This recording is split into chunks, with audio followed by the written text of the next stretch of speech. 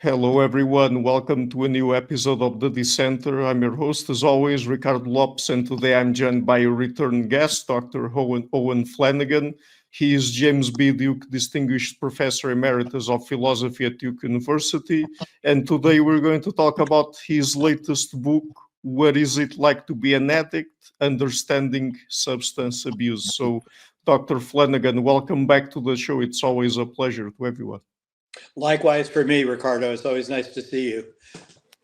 So, why did you decide to write a book on addiction? I mean, does it relate in any way to the rest of your body of work? Yes, thank you for that question. Well, it was a complicated, both scholarly and personal decision. And so the main part of the backstory is that I was addicted to alcohol and to benzodiazepines, a kind of anxiety for your listeners who aren't up on these things. The benzodiazepines are drugs like Valium and Ativan and lorazepam, Xanax. My favorite was something called clonazepam. But I was also a alcoholic and addicted to alcohol. Um, for about 20 years of my adult life, I haven't used either one for 18 years now. But I struggled, like a lot of people. And your listeners may or may not know about, at least in North America, and I think this is true of Portugal and other countries, uh, addictions, probably about 1 in 5 people in the North Atlantic countries overall suffer from some kind of substance addictions in their lifetime. And about half of them get over them, about half of them don't, and go to their graves with a substance abuse problem. Of course, for many of those people, they lose jobs, they lose friendships, they lose loved ones, they lose sometimes pretty much everything. I didn't lose everything, but I lost a lot of things, and I wasn't always responsible in my relationships because of my addictions. So that was the personal side. Of course, that's embarrassing. So I didn't want to talk about that, and and a large part of my drinking life, in particular, uh, was either hanging out with people who like to drink like me, that is excessively, or by staying away from people who didn't like to drink like me and who I didn't want to know that I had any kind of problem. So that's the sort of personal side. But on the other side, here I was, a philosopher who worked uh, in the philosophy of mind. I mean, so I was, on the one hand, between my work in philosophy of mind, my interest in consciousness, self-knowledge, the relationship of the mind and the brain. This is a huge part of my work from the very, very beginning.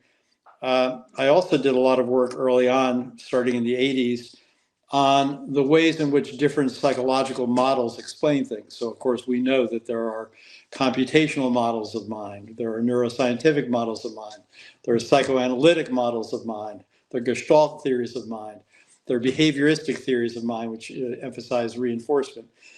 So I kind of knew that. I also have done a lot of work, as you know, because we talked about this, on the emotions. So I'm very interested in the ways in which we humans are not merely cognitive machines or computational machines, but we are emotional engines. Like Spinoza said, we're driven by conatus, by urges, by.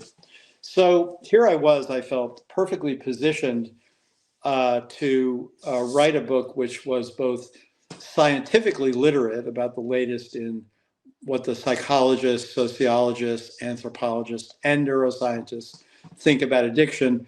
And I had the insider point of view. And I thought it's something I almost felt duty bound to do. Right. Is there a definition of addiction, and do we need one single definition of addiction or not?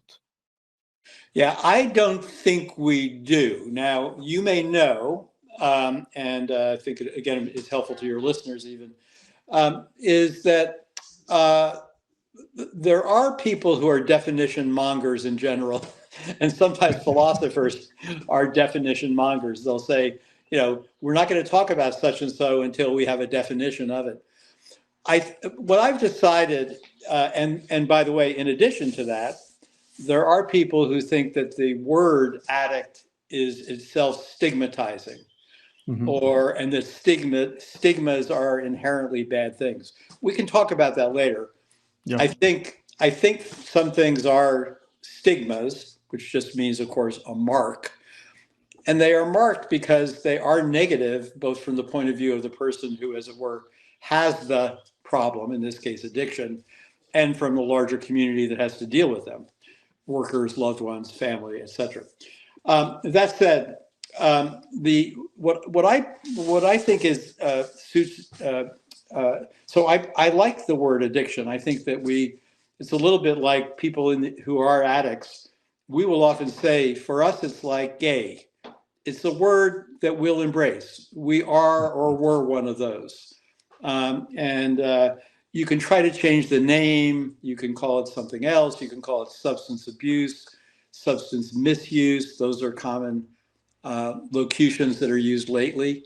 And in fact, by the way, just as an aside, before I answer your definition question, there was an amusing report by the Surgeon General of the United States a few years ago on addiction in America. And it started out talking about addiction, but then a few pages in, it said, but addiction is now considered stigmatizing. So we are switching the word to substance abuse. And then 10 pages later, they said, substance abuse is now considered stigmatizing. So we're changing the word to substance misuse.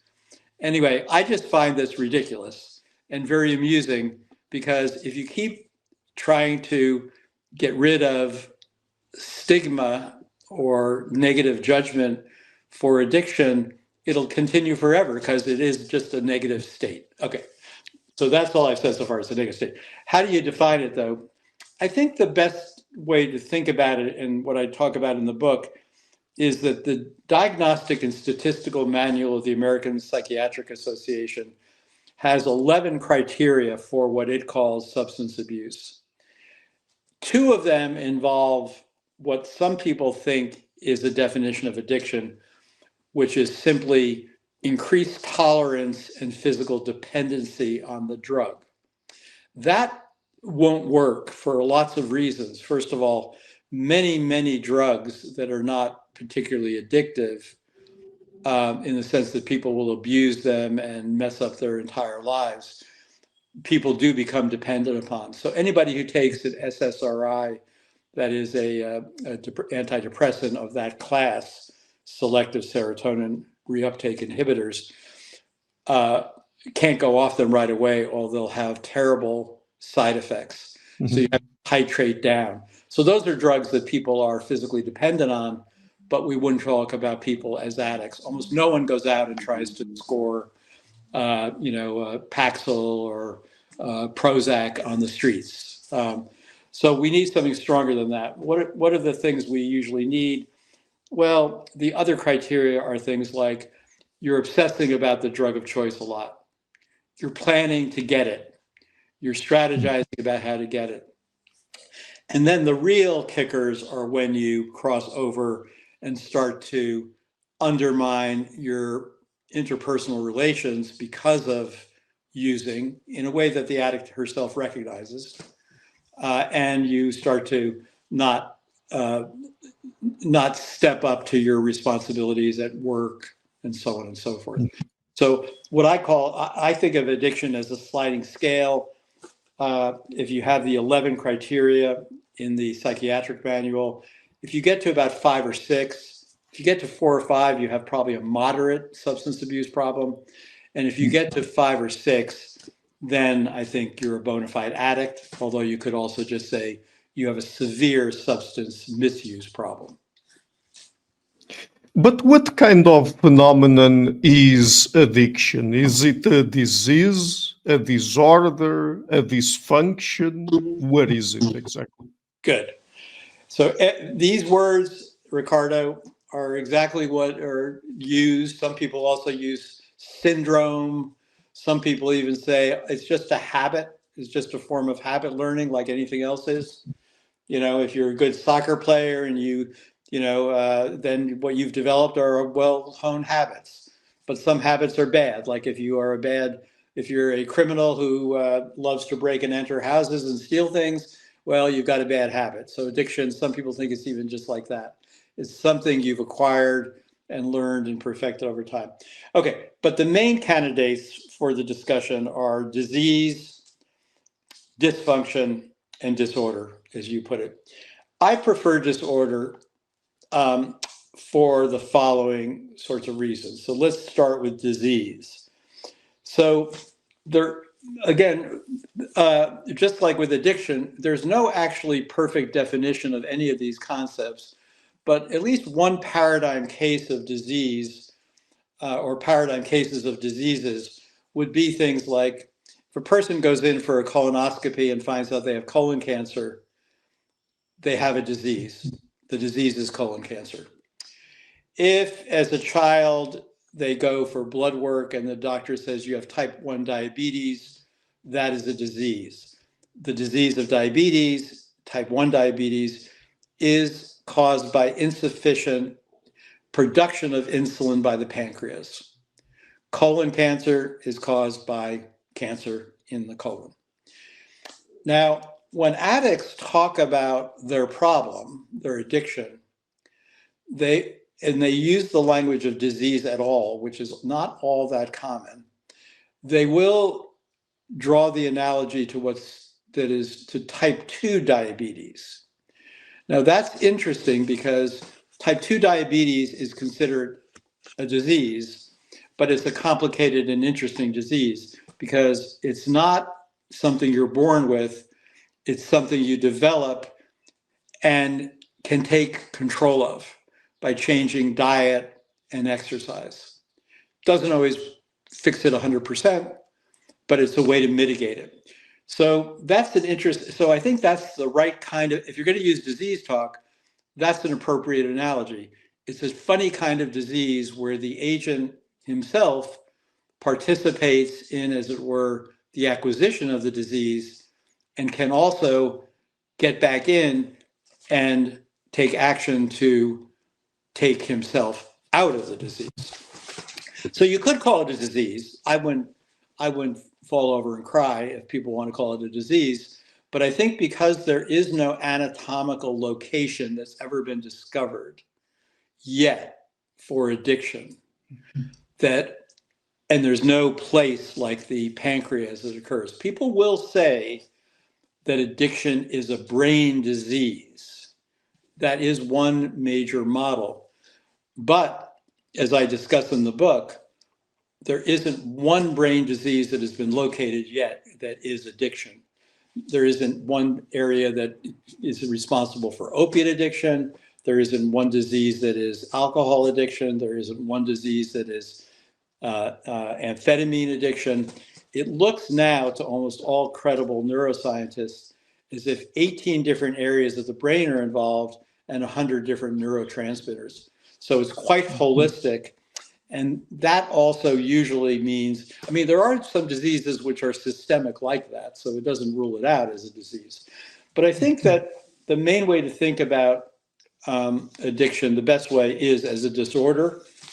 And what's disordered? Something about the agent's plans for her life and how she wants to live it, goals she has, and even decisions she makes. So it's some kind of self-control disorder because the addict will often say, damn it, I'm not going to use. And then they use 5 minutes later. So that's very puzzling. Because with most cases of life, if you make a decision, like you want to go to the movies, then you go to the movies. Or if you decide not to go to the movies, you usually have good reasons not to go. But addicts will make a decision 1 second against using and then find themselves using 5 minutes later. So it looks like a disorder that involves what philosophers might call the will, although no neuroscientists or psychologists talk about the will anymore. So there's other ways that we need to think about it. But I guess, my general thinking is that it matters some in the contemporary context whether we want to call it a disease, because people will say, well, diseases are things that people shouldn't feel guilty or responsible for, and that will help remove stigma. But it just never happens that it removes stigma, and there is no disease that's been located. In the book, at a certain point, you refer to addiction as a psychobiological behavioral disorder. What does that mean? Good. So it's an attempt so here's what I see in the literature and why I call it a psychobiosocial. So there was in 1997, the head of the National Institute of Drug Abuse in America, a gentleman named James Lesher, wrote a very influential paper called Addiction is a Brain Disease and It Matters. And that led, at least in the United States, to a funding model which pretty much guarantees that you can only get funding if you say things like addiction is a brain disease, and I'm trying to hunt down where that disease is in the brain. Mm-hmm. But as I said, 40 years out, no one has found any disease in the brain. What we find, of course, it's guaranteed, by the way, we're going to find for any human behavior, we're going to find all kinds of stuff going on in the brain. It's just guaranteed. So the fact that we find a bunch of stuff going on in the brain of addicts is no more interesting than we find a bunch of stuff going on in the brains of football players or artists or anything else. It could have been the case that we would find very specific locations for aspects of addiction. And some people do think that we're finding some locations where craving seems to occur. That might be an interesting location. And some people are working on medications to help with the craving part once an addiction is up and running. But the reason I call it psychosocial behavioral is, first of all, addiction clearly isn't just in the brain, because it involves people actually they're doing things in the world, like people are going out and sometimes with urgency trying to score drugs. So there's behavior involved. They're injecting drugs into their veins. They're snorting drugs. They're smoking drugs. They're doing all kinds of behaviors in the world. Now, the acquisition process depends a lot on which drugs are available in the culture and which ones are priced right. Now, free is the best, right? So if your friends have a joint and they're going to share with you the joint for free, that's a pretty good situation. As the price goes up on marijuana, fewer people use it. If the price goes really high, dealers are doing really well, but then people who use pot have to get money to buy it. Alcohol, of course, universally tends to be authorized by the culture, at least up to a point. Is it priced right? It just depends on how much money, what your income is. Some people, money is no object. Other people, it's an object. So there's a lot of research that shows that sort of socially, what you can do is, if you look in different places in the world, you'll find that different drugs are the drugs of choice. Among young people, it'll vary. So for example, in America, we have amphetamines are often used in agricultural communities because the work is so hard and you have to really be ready to get up in the morning and get up and go. Alcohol, of course, is the most widespread one. Marijuana, depends on the culture. Young kids, now it's legalized in certain places. I don't know about Portugal.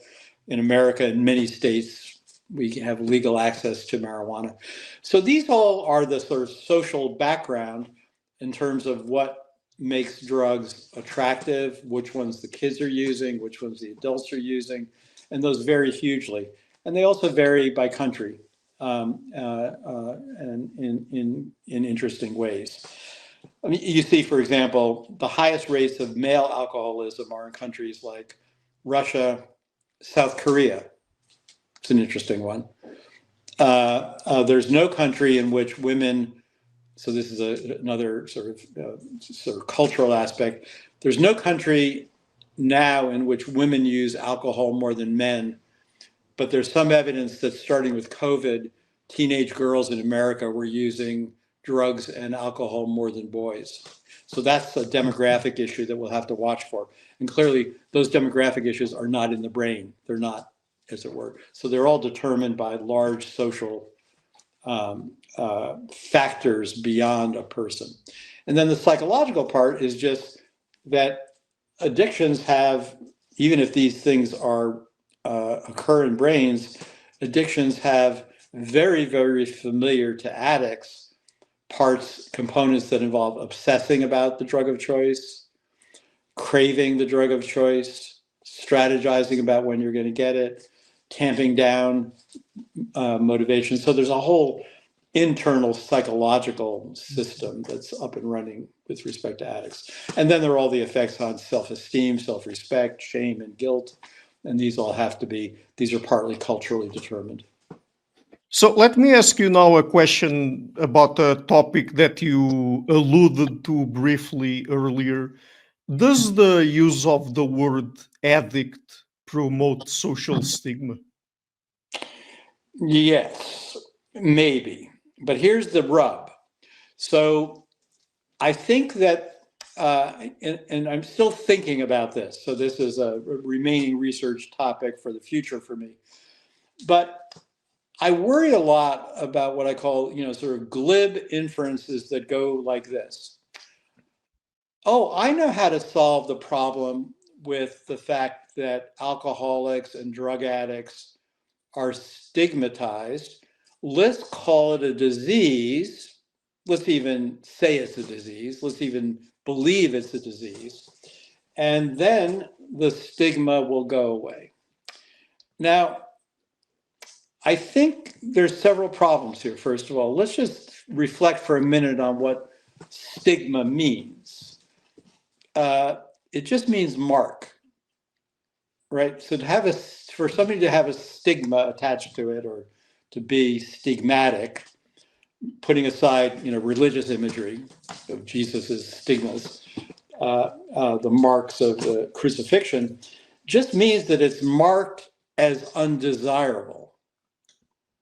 I think we should take sort of a low-level first pass. So all that would mean, for example, is that the behavior in question, in this case, we'll say associated with addiction, is marked as undesirable. Now, I have trouble imagining a world in which addiction will not be marked as undesirable. And including not only on the part of people who are not addicts, because they know, for example, that if they have an addict who works for them, the probabilities, the base rates are that they'll be less reliable than their other employees. They'll have more absenteeism.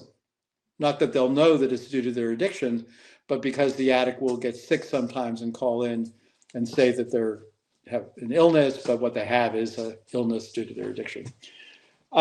Addicts tend not to be reliable partners in romantic relationships, in marriages. They tend to have more trouble sustaining parental roles, and so on and so forth. So the first point to make is that not all stigmas are unwarranted.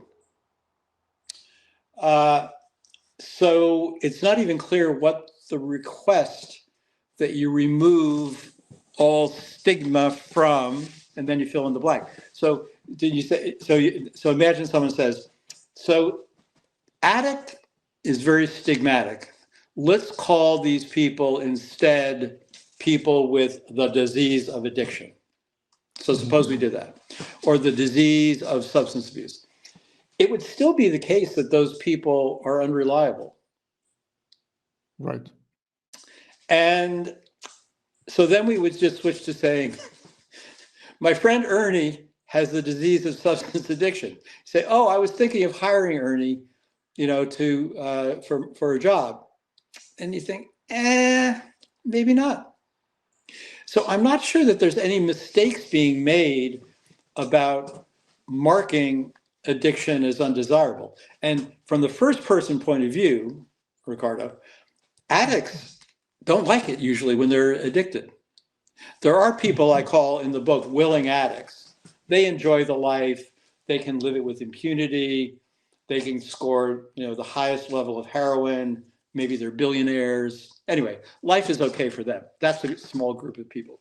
But for most addicts, you don't have either a first personal or a third personal judgment that this is an okay way to be. So I do think understanding more and more the difficulties that addicts have in controlling their behavior and being compassionate and sympathetic towards them is important. But I don't think that removing the stigma is in the cards, nor actually do I think we should. That's a fairly radical position. I know that. No, I mean that's interesting. So, do you think that social stigma then can play or actually plays a role in fighting against addiction? Well, this is a good question, and we don't have the test case to know. Like it would be, but I do think the answer looks to be yes. So let me give one example. So there's a wonderful book by George Valiant, who was a Harvard psychiatrist. He graduated from Harvard 75 years ago. I think he's still alive. He wrote a book called The Natural History of Alcoholism. And he was doing a study of all his classmates from Harvard. They were all men in those days. And he has just been gathering data over time. And he's noticed various things. So one thing he noticed, not surprisingly in that group, was that many of these men started to have problems with alcohol in their 30s and 40s. Many of them also seemed to get out of those problems around the time that they got into them. As he puts it, as the responsibilities of family and work made the two incompatible. But what he points out is that he says, I don't see any personality traits. I don't see any other traits that are, aligned with addiction. But there is one thing, which is that if you come from an ethnic group where there's a lot of joking about adult alcoholism, that increases the chances that you will become one. So that means, to relation to your question about stigma, that in groups that don't stigmatize at all adult drunkenness, you'll get more adult drunks. That's interesting, right?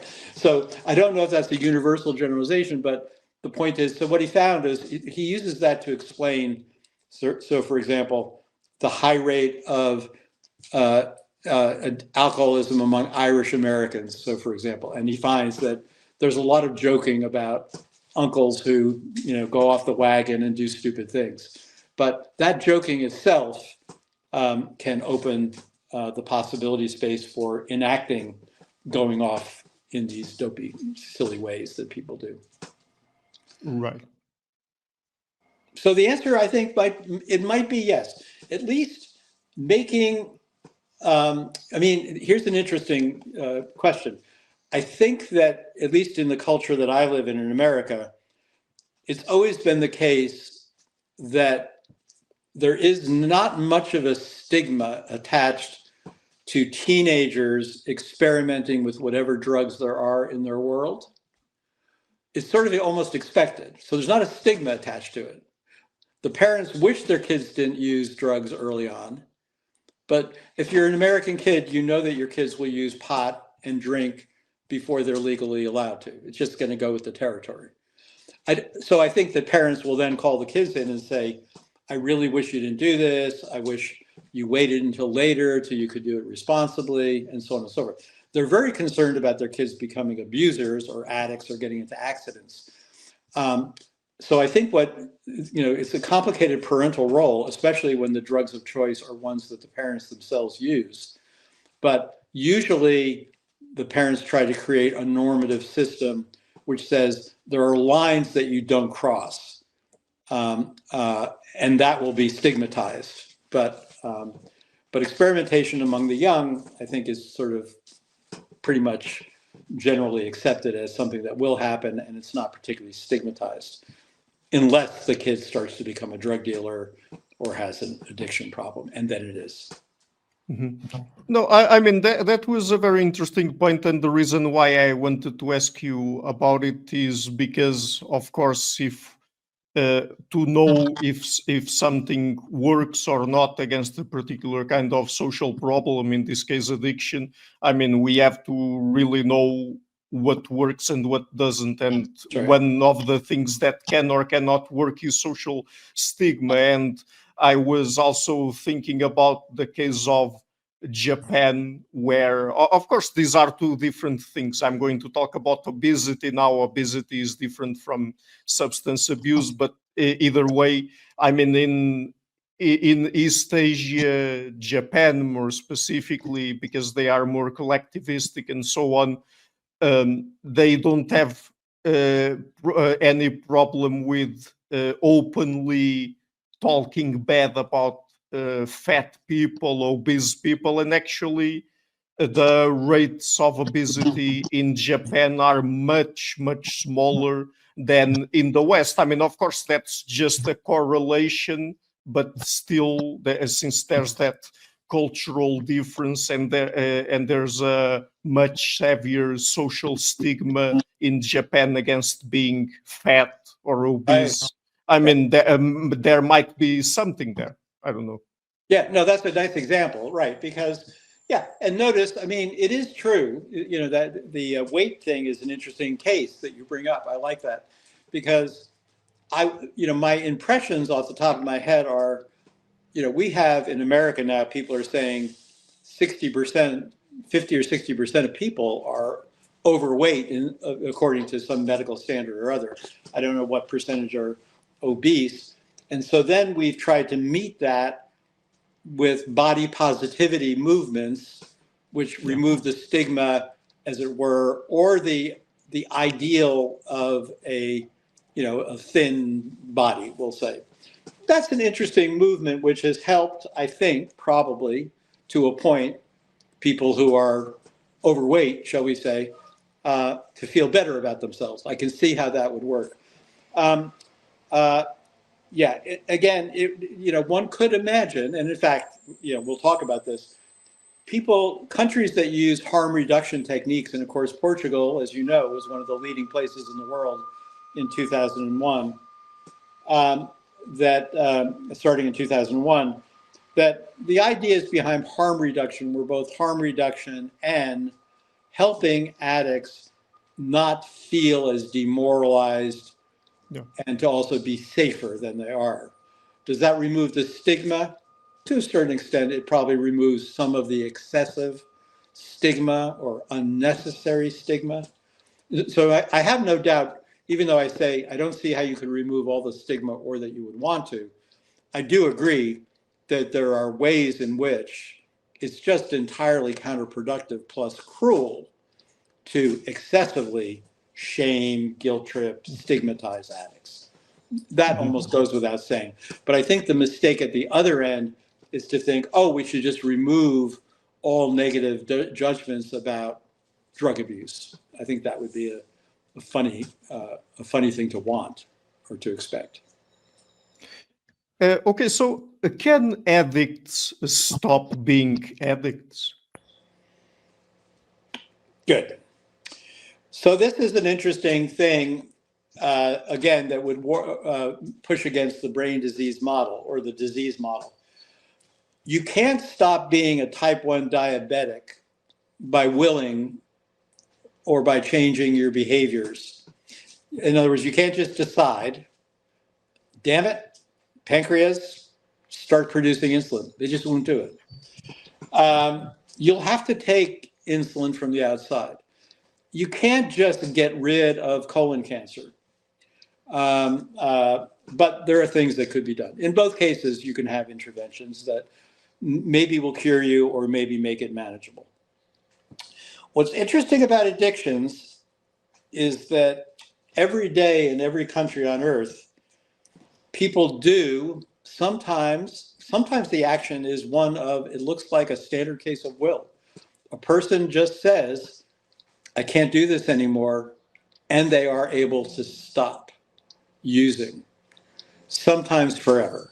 So that's an interesting thing. Most diseases are not like that, right? So it's very puzzling. It's very puzzling. Now, some habits are like that. So you might say, well, a habit model will work there because sometimes people do, well, people stop the cigarette habit, and that's an addiction. Sometimes they do it in one day. There are, but a lot of people who, about half the people who have at least alcohol or narcotic addiction in the United States do go for some kind of social help. And what I mean by social is they join a fellowship like Alcoholics Anonymous or Narcotics Anonymous, where they go and they sit with other people who have the same problem and they try to help each other not to use. That works. The data are pretty much in. That works about as well, a little better actually, the data are, than any therapeutic techniques that you pay actual money for.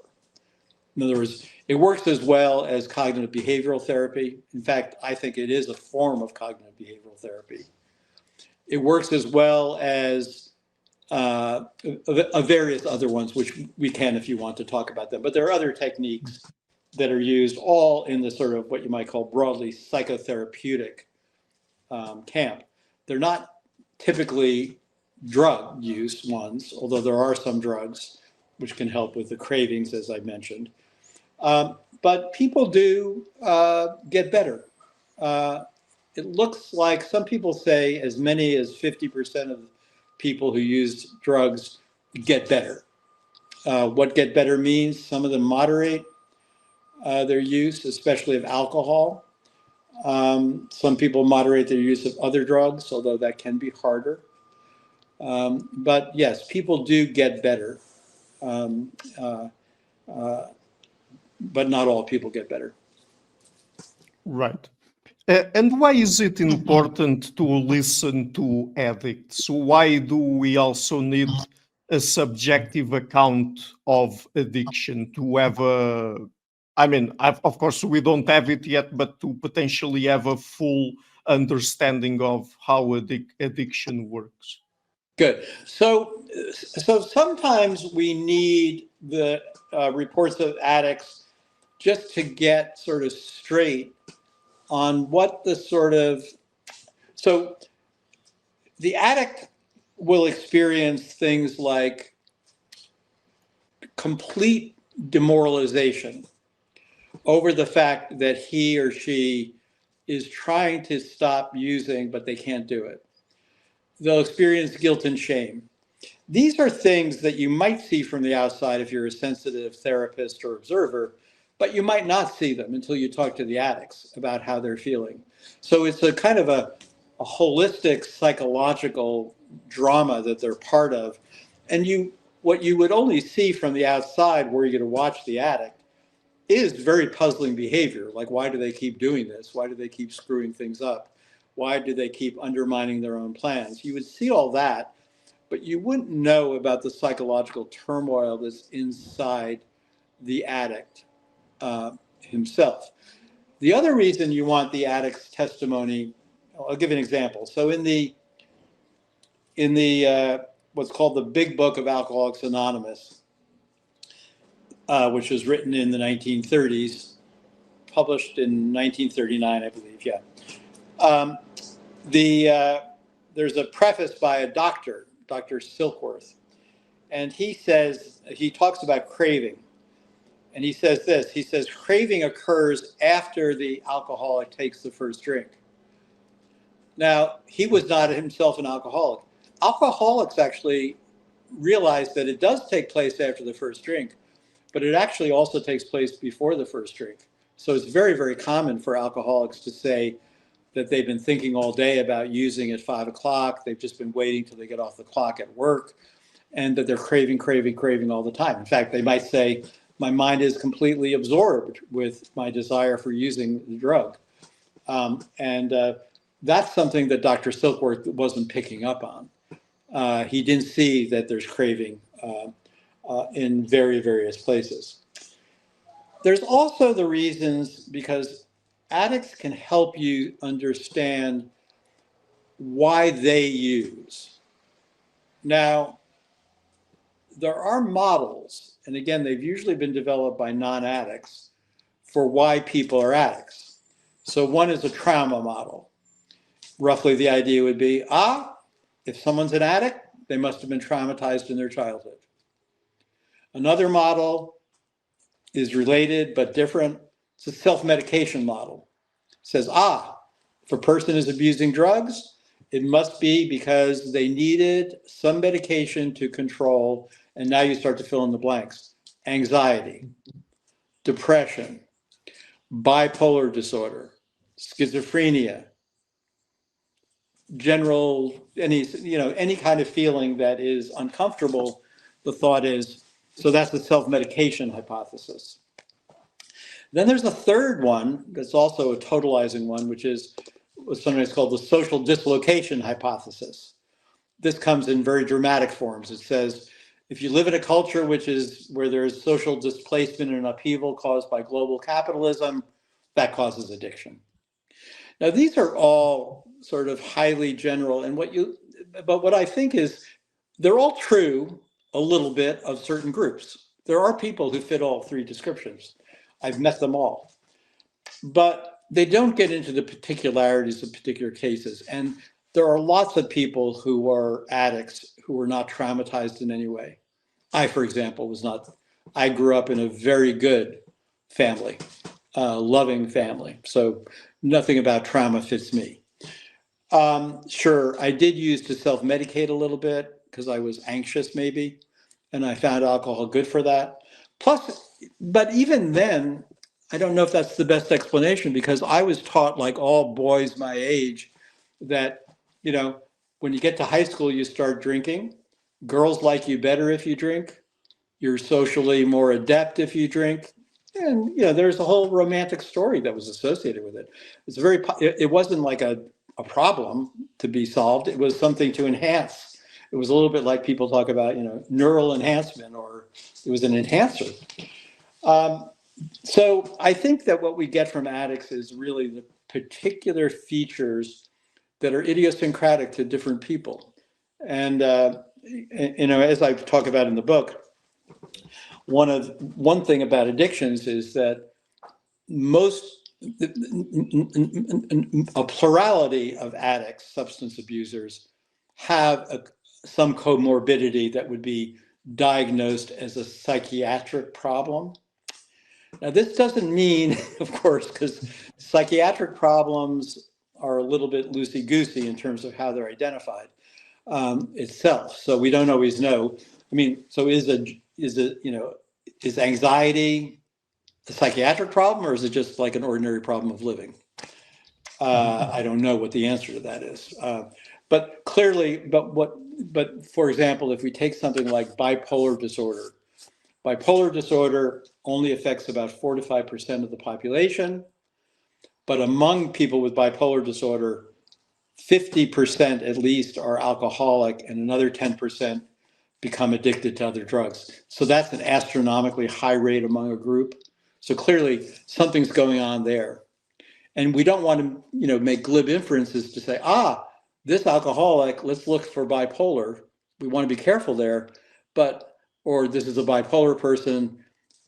We might worry, though, about them if they're vulnerable to addiction. And same thing with schizophrenia, very, very high addiction rates in these comorbid cases. So again, getting the particular features of the own person's psychology might help explain and help them understand the role that their drug of choice, at least at the beginning, was being used for.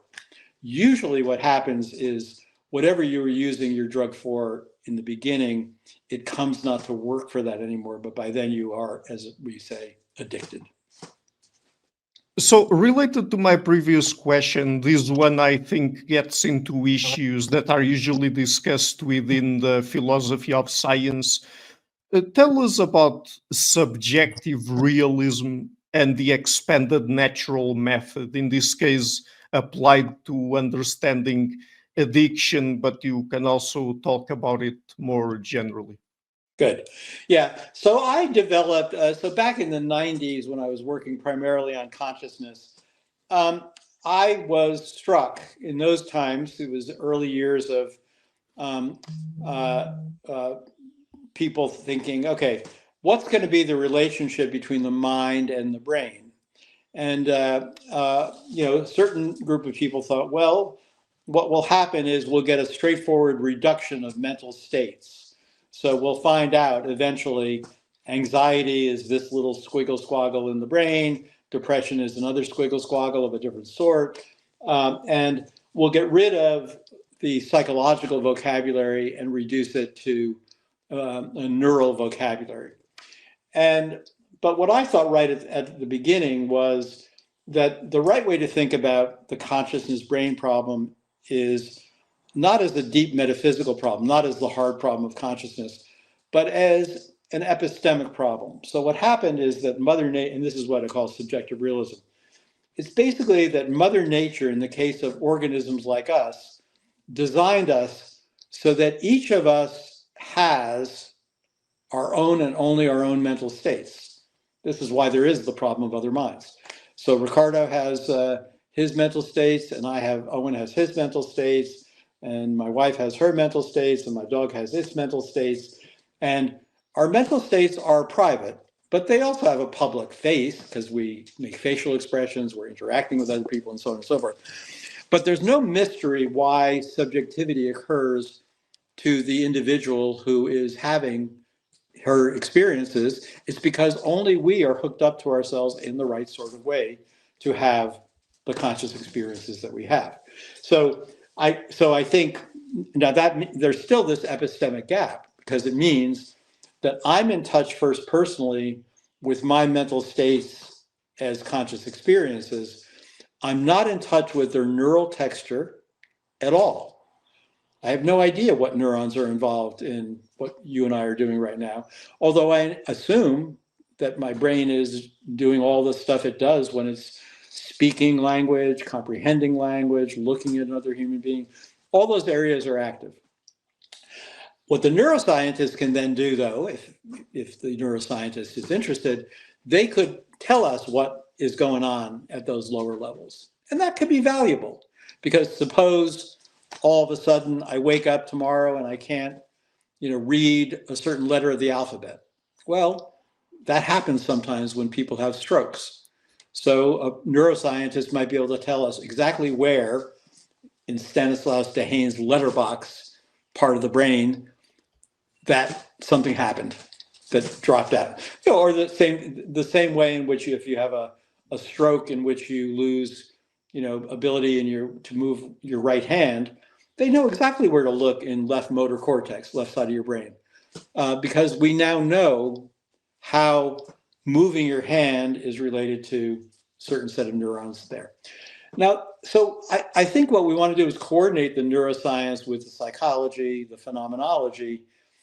We also are not in touch with what causes us to have the mental states. And many of the things that cause us to have the mental states we have are outside of us. They're social features. They're features of our early childhood training. They're habits that we formed inside a culture. There are emotional norms and scripts that we have that are distinctive of our culture and that we're raised up in. So the idea of subjective realism is this idea that, look, you really do have the mental states you have. They're not only neural states, they have a subjective side to them. And only you are positioned to report them, we hope, accurately as the mental states they are. But in order to understand you as a person, we need to bring the resources of the neurosciences, psychology, sociology, anthropology to bear to understand the person. So it's the general method which I developed for the purposes of understanding consciousness. And I now think, not surprisingly, that it applies in the case of addiction, which, like many, many other states, is partly conscious, but partly hidden.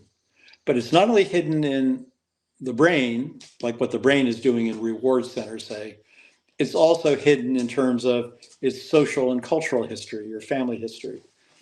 We don't see all that. So we need people to help us understand what the social, as it were, causes of addiction are as well. And that takes us outside the brain and the body.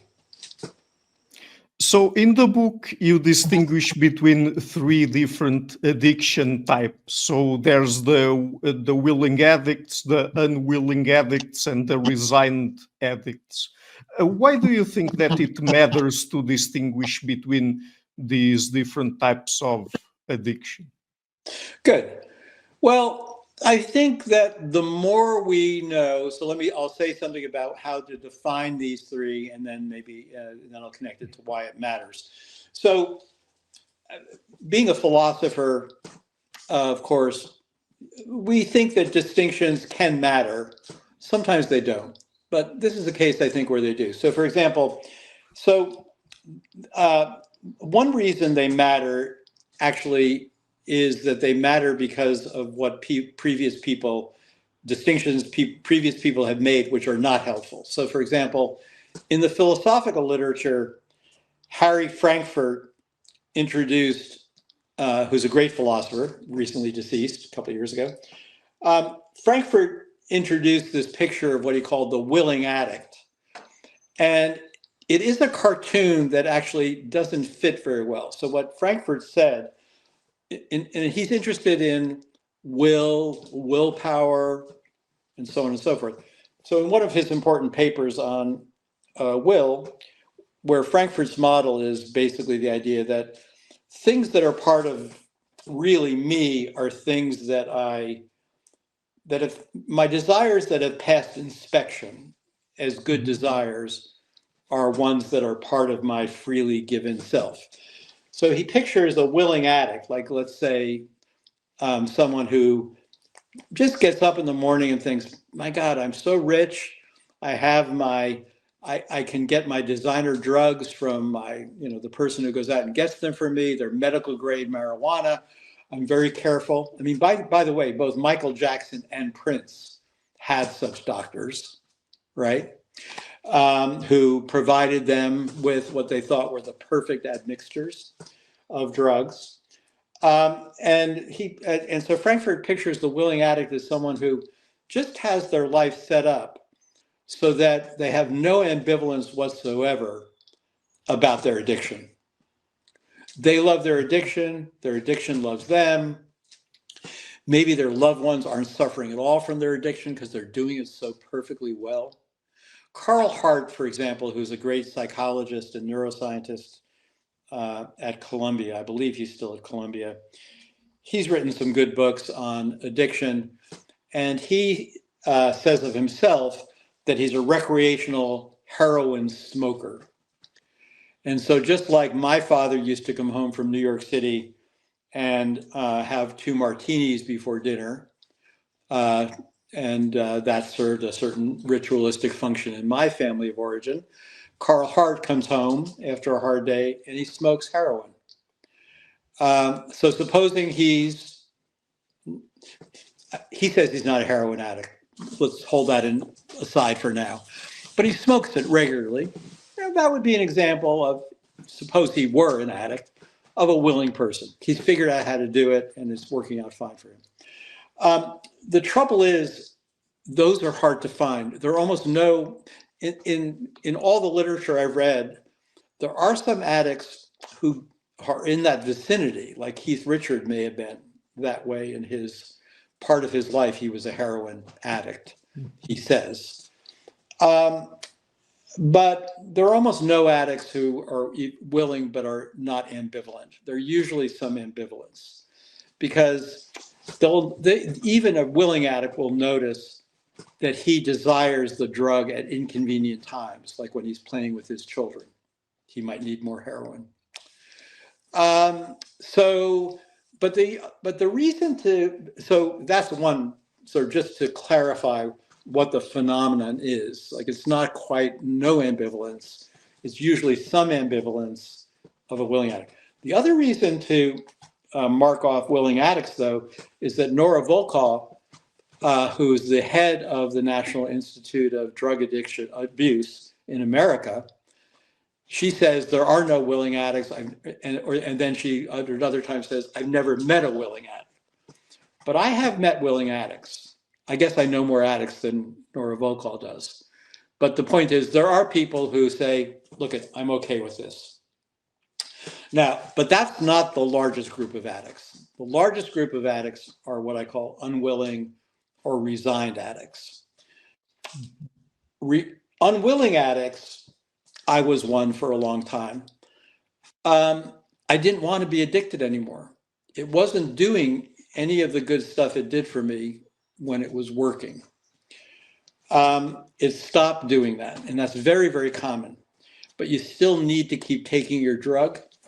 And partly this is due to the fact that the physiological addiction has, as it were now, your body is entirely, it tolerates the drug amount that you were taking. It needs that amount every day, or it starts to have, bad effects, heart effects, cardiac effects, mood effects, craving effects. But the addict can't find a way out. So that makes you an unwilling addict. You want out, but you can't find a way out. And many of those people do end up in meetings of Alcoholics Anonymous or other groups, and they eventually find their way out. They become, well, depending on the way one describes these things, they either become former addicts or they become addicts that don't use anymore. That's an interesting separate question. Resigned addicts, though, are people who they've tried again and again usually, and they just can't get it, and they've thrown in the towel. So they're just resigned to the fact that they'll never stop. Sometimes they're wrong about that. So I talk in the book about a program, and I think this is where the Portugal harm reduction programs, the harm reduction programs also in certain American and Canadian states have operated. They try to especially help the resigned addicts and maybe even help the unwilling addicts find a way that's more successful. So one of the programs I talk about, you know this, but your listeners won't. So there's a group in Amsterdam, it's called the Rainbow Group. And what they do is they take older men who usually no longer have a family around them, might live in rooming houses, and they drink all the time. They might live under bridges. But the city in this program, this NGO, offers them jobs cleaning up parks. And when they arrive at work in the morning, so it's also a harm reduction technique, they are given a pint or two of beer because they're alcoholic. They need beer. They need a maintenance dose of beer. It's just like giving heroin addicts methadone or something like that. So you give them beer for breakfast. They work cleaning up the parks. You give them beer for lunch. And at the end of the day, you give them beer before they go off. They also get cigarettes, I think, if they're addicted to cigarettes. And they get paid a small amount of money. I mean, not a crazy minimum wage, but a minimum wage. And the thought is, this accomplishes something that the culture needs accomplished, clean parks. It helps the addicts because it provides for them for free, like methadone would, the drug that they're resigned to using forever. It seems to have effects on them moderating to some extent. Some don't moderate, but some find that, oh, I can spread this out over the course of the day. I didn't know that. And so if they go home and they drink more at night, it might not be as much as usual. They're also accountable. So if they don't show up for work, they get fired. So the whole idea is to create a system which humanely and compassionately accepts that there might really be some resigned addicts who've lost everything, including self-respect and self-esteem, who you can help make their life safer for them, help build up self-respect and self-esteem, get a social need met. That's the idea. And I think dividing people into those groups can help us understand better what kind of person we're dealing with and what our social policies are aimed at. Right. But would you say that willing addicts suffer from a disorder? It's a good question. Yeah, it's a really good question. Yeah, because if you endorse what you are doing, then you might just say that's an addiction that's not like a disorder. I mean, so I'm open to that. The thing I would say is that in my experience, even most willing addicts have a certain kind of impunity that tends to come from being really rich and being able to live outside the normative structure of society. I mean, that's why Keith Richard is one example of that. But in my experience, usually when you find people who are, major drug abusers violating the norms of drugs all over the place, you'll find them among people who have a certain kind of, we have this trial going on, which is a tragic trial with Sean Diddy Combs, who's now in America is a rap star. It looks like he was able to set up a life because he's so rich with things like security services, people who got his drugs, probably they were pure, they were tested ahead of time. Maybe he even avoided addiction. This is a different kind of case. I'm not saying there was addiction involved, but there was vast amounts of violation of norms that involve substances, sex, and everything else. But he's able to pull it off at the best hotels because he is rich as God. That tends to be a location for willing addicts. So it's not that common. Right. When it comes to the ethics of addiction, earlier we've already talked about basically social stigma and how people, to what extent we should stigmatize addicts, or to what extent we should even use the word addict. Yeah. But another kind of question, ethical question, has to do with responsibility. Is the addict responsible for their own behavior or not? And more generally, what kinds of questions surrounding responsibility are to be had in regards to addiction? Good. So this is again where I think that in our attempt to think humanely about addiction, we've gone overboard in the other direction. So let's start again with things like type 1 diabetes. A person is not responsible for having type 1 diabetes. Now, once a person has type 1 diabetes, then they will immediately have to do things that the doctor will recommend. The individual has to do those things. So, they are responsible, as it were, for doing them. So even diseases, you have responsibilities that kick in. Now, there are several different locations in which we could ask about an addict's responsibility. So we could ask, for example, is an addict responsible for acquiring an addiction? And the answer to that will depend. So some people are,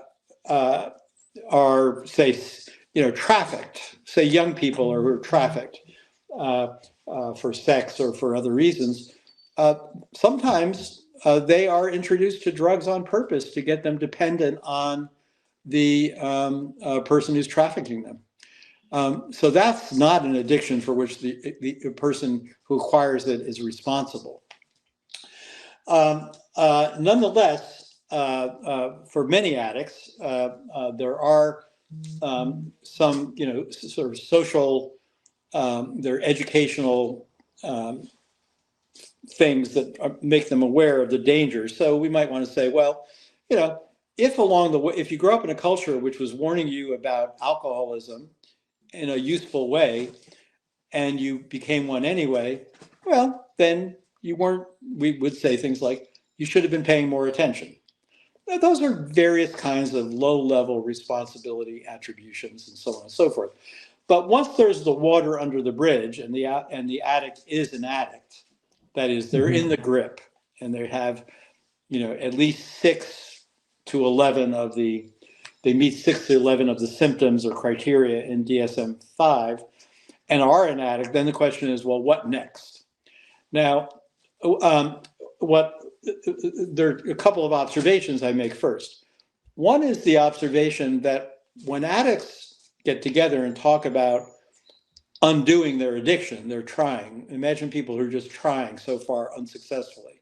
So they're unwilling addicts. They almost always think that they've got to figure something out themselves to do with their addiction. In other words, they realize their own agency is involved in undoing what they now have as a problem. And they're seeking help from other people to model their behavior on these other people. They need help, but they realize that they have to do something themselves or some things themselves. So often, of course, some of it is low-hanging fruit. People are told, well, don't hang around with the people you use with all the time. That's like one thing you should start doing.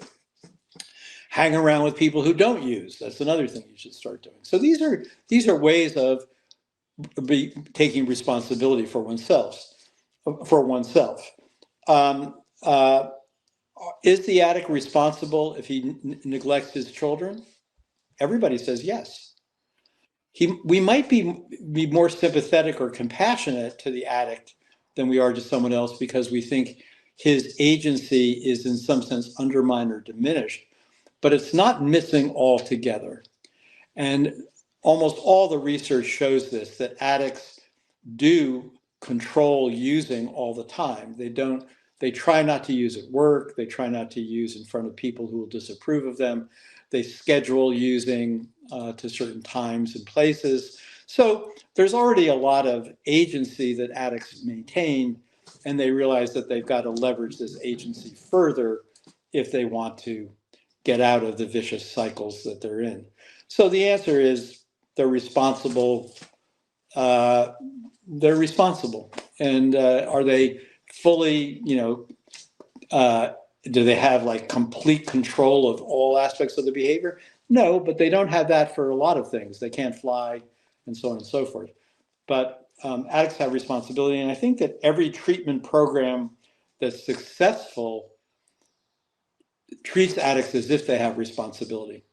So I mentioned, the Rainbow Group in Amsterdam. If they don't show up for work, they get fired.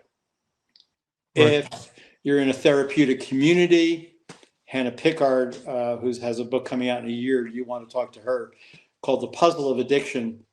Hannah worked in therapeutic communities in England with addicts. And in those therapeutic communities, everybody lives together. And the addicts are not allowed to use. And if they use, there are consequences. They lose certain privileges, for example. They can't go out. So there are always consequences. And these consequences, I think, show that there are expectations which are reasonable that can be placed on addicts. And often addicts place these expectations on themselves. So I have one last question or one last topic that I would like to explore with you today in regards to addiction. So among the treatments that are currently available, which are the best ones? And I would like also to hear from you about the method used by Alcoholics Anonymous. Does it work or not? Good. So this is what, one of the things in the book that I do, as you know, is I suggest that we need to be careful. So several things. Okay. So some people distinguish between two large classes of addictions. On the one hand, there are substance addictions, which are to like what we're assuming today. That's what I talk about mostly in the book. to familiar substances like amphetamines, alcohol, heroin, cocaine. Some people think there is cannabis addiction. Some people think there isn't. Then there's food. Of course, food is a really complicated, it's a substance, but we don't think that, for example, you can abstain from food, which is the technique that Alcoholics Anonymous uses. And so one of the things I recommend is you need to focus substance by substance on the needs of, as it were, detoxing people and making them adjust again. So then there are behavioral addictions, of course, things like sex addiction, gambling addiction. Some people think there's addiction to your phone, probably is. Social media addictions. Anyway, I'm not talking about those. With respect to drugs, as I said at first, there's not, even though since 1997, there's been this motto out there that addiction is a brain disease and it matters. There actually isn't one brain disease that has been identified by anyone that is addiction. Now, what there is, though, with respect to, for example, cocaine, there's a lot of research on the way in which one set of neurotransmitters get really ramped up, and those are mostly in the dopamines. Everybody hears about the dopamine system. Mm-hmm. However, dopamine is less involved with alcohol, and it's less involved with opiates. So there isn't like one sort of type of neurotransmitter even to thing. So with respect to addictions, we need to go one by one. Okay, so let's start with opioids. So if a person is a heroin addict or a fentanyl addict or an OxyContin, prescription drug addicts, there's lots of those, it looks like it's a smart idea not to ask people to abstain completely, especially at first, but instead to take a substitute opioid like methadone or buprenorphine. Those are both themselves opiates, but they have less hedonic effect than heroin or fentanyl.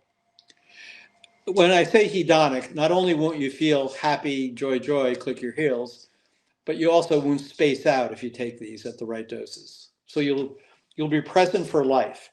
Now, the reason these are important is that if you are addicted to opiates and you have a relapse after a month and take what you used to take, the amount might kill you because your body has quickly unraveled your tolerance. So if you go back out after taking heroin and use the same amount of heroin, then you actually might, your respiration might stop. And that's why we have drugs like Narcan to wake you up again. But it's a serious problem, and a lot of overdoses occur when opiate addicts go back out. So these are very useful drugs for people with opioids. And what that means in part is that, like, so you may or may not know this, but Alcoholics Anonymous often has offshoots. So there are places called Narcotics Anonymous. There's even Cocaine Anonymous I've seen around. So those sometimes will gather people together who are trying to get the same kind of help that Alcoholics Anonymous gives, but for different drugs. But also in the rooms of Alcoholics Anonymous, nowadays, many people use other drugs besides alcohol. So you'll have heroin addicts who are also alcoholic, and many people will introduce themselves that way. So that means that Alcoholics Anonymous, which says that you need to abstain from alcohol, isn't as useful to opioid addicts because they need to take an opioid, at least for a while, till they know they're safe and clear. And those are the substitute opioids. There are some other, so those two drugs, as well as, so there's some other drugs which also help with blocking opioid receptors, things like naltrexone, acamprosate, naloxone. Those can be, all of those drugs in weird ways seem to have effects that diminish craving also for alcohol. That's a side effect, as they say, that they have. Now, that's interesting because that means that they probably should be prescribed more for alcoholics to, again, help them through the early stages of, if they want to not use at all, to not use. So there's a whole bunch of drugs now. They all, though, don't treat a disease, they treat craving, which is a Right. effect. In other words, craving isn't the addiction. Craving is a consequence of becoming addicted. But those are increasingly good drugs. And you may have read recently that these Ozempic and these other weight loss drugs that are being used, which what they do is they control a peptide called GLP-1 metabolically gets into the brain.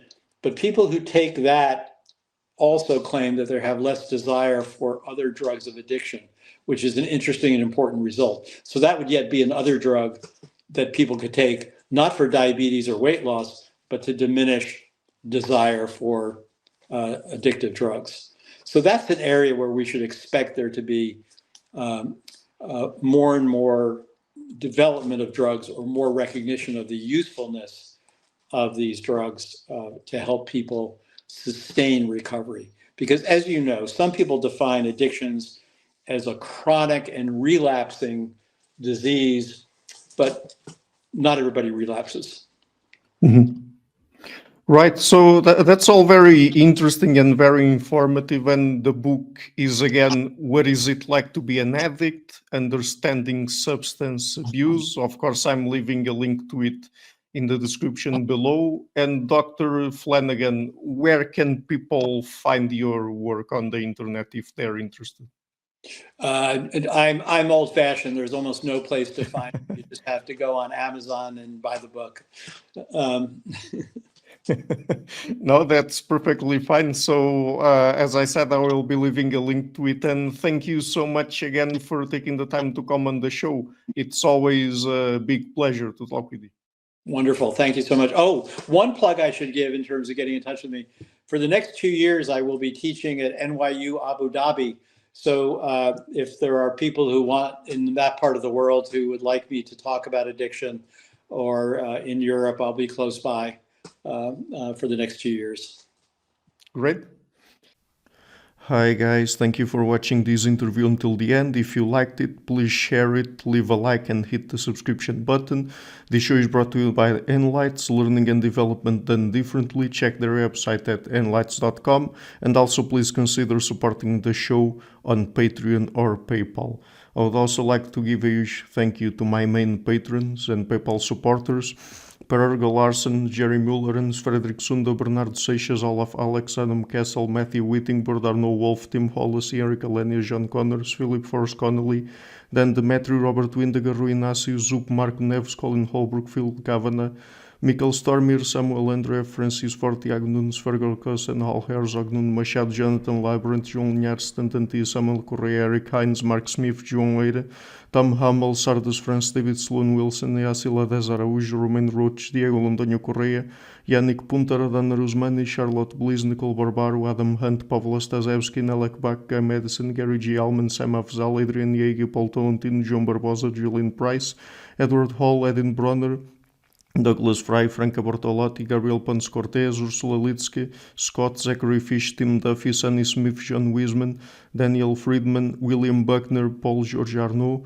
Luke Lowacki, Georgios Theophanous, Chris Williamson, Peter Wolozin, David Williams, Diogo Costa, Anton Erickson, Charles Murray, Alex Shaw, Maury Martinez, Coralie Chevalier, Bangalore Atheists, Larry D. Lee Jr., Old Erringbon, Sterry, Michael Bailey, Dan Sperber, Robert Grassi, Zigoren, Jeff McMahon, Jake Zool, Barnabas Radix, Mark Campbell, Thomas Dovner, Luke Nissen, Chris Story, Kimberly Johnson, Benjamin Galbert, Jessica Nowicki, Linda Brandon, Nicholas Carlson, Ismail Benzliman, George Coriatis, Valentin Steinman, Per Crowley, Kate Van Goller, Alexander Hubbard, Liam Dunaway, BR, Masood Ali Mohammadi, Perpendicular, Jonas Hertner, Ursula Goodenough, Gregory Hastings, David Pinsoff, Sean Nelson, Mike Lavigne, and Dios Necht, A special thanks to my producers, Isar Webb, Jim Frank, Lucas Stafiniak, Tom Vanagdam, Bernard Ugni, Curtis Dixon, Benedict Mueller, Thomas Trumbull,